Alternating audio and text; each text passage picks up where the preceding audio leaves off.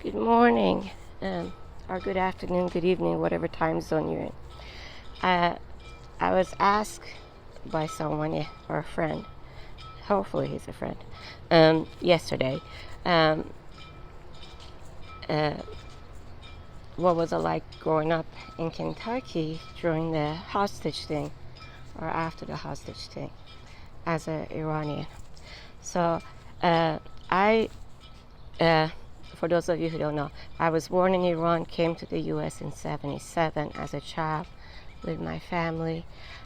Grew up in Kentucky, consider myself Kentuckian, and uh, I love everything Kentucky. I think we have the best alcohol, best food, best tea. In some ways, I think of Kentucky as a hospitality state. Um, and as an Iranian, I think Iranians, I think, are very hospitable people. So, but I was thinking, as one of the experiences, after the hostage thing happened, a lot of people got harassed for being Iranian, including myself.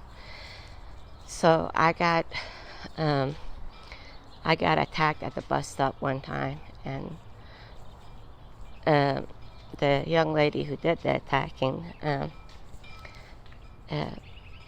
she got spilled. I don't know, now that I think about it as an adult, I don't know why the police wasn't called. My mom went to the school principal. The only thing I can think of is in Iran, we don't call the police unless you have to. I mean, unless it's an extreme emergency. So I think that's the only reason I can think of. That's why she didn't do it. She left it up to the school principal. And I don't know what they did. I just know she got expelled from school. She no longer went to my school. Uh, the and then I got attacked at home a second time, like a year or two later. A year, I think it was a year later. So I am, as an adult now, I'm a bit more cautious on some things, even or unconsciously or consciously. As an adult, I'm a bit more cautious. Um, but I think when you have bad experiences, you can either come out of it. Um, in Kentucky, we have a lot of coal. We don't have any diamonds for some reason. We should, since we have so many coal mines. But diamond is made in the same manner, I think, as coal. Coal is because of extra pressure. It just takes longer, and it can turn into diamonds. So I think of it as a thing that can cause for you to, when you have more pressure in life, as to something that hopefully it will cause you to excel and become something better. The second thing is that I was thinking of is as someone whose grandmother on my mom's side was Muslim, and in the Muslim faith, the way I was raised, uh, I wanted to do everything my grandmother did, and so I knew the prayers, and I have forgotten all of them as an adult now. But when I did need them, and had I stayed in Iran or stayed with my grandmother, probably would have ended up becoming a Muslim. Because I just wanted to do whatever she did. It didn't matter what it was. Uh, in the Muslim faith, there's a couple of things. The reason you wash back then, the reason they started washing their hands and foot and stuff, it was for cleansing, because a lot of people wore sandals and things.